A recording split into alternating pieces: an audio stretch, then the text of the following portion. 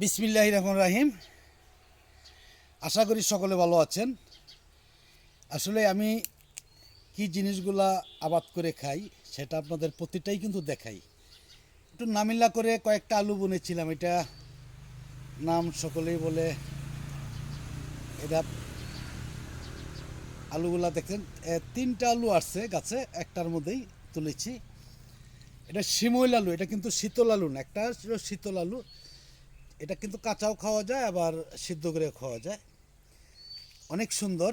আমি আরও কয়েকটি গাছ দেখাবো এইদিকে। আল্লাহ তুমি জানো, এই দেখেন এটার মধ্যে কিন্তু কম হয়েছে। আসলে নামিল্লা বুনেছিলাম তো একদমই, এই জন্য এটার মধ্যে কম হয়েছে। দেখি আরো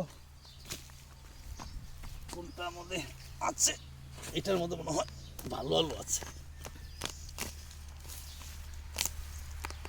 ইরিস আল্লাহ, দেখেন এখন আলু হয়েছে কত বড়, হ্যাঁ, মহিষের সিংহের মতন।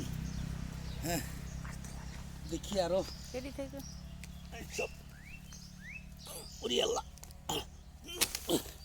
তুলতেই পারতেছি না। এটার মধ্যে সবচেয়ে বেশি আলু হয়েছে আর কি।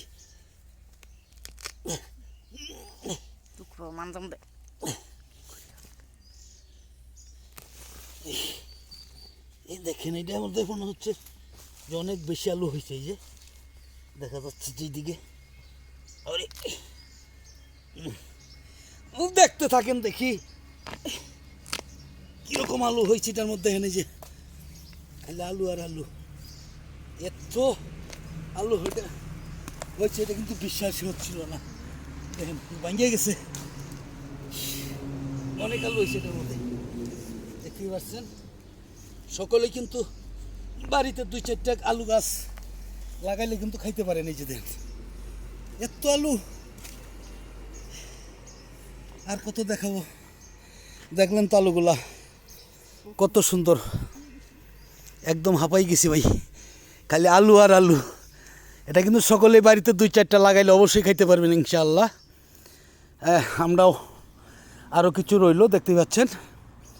এটা আমরা পরবর্তীতে তুলব ইনশাআল্লাহ।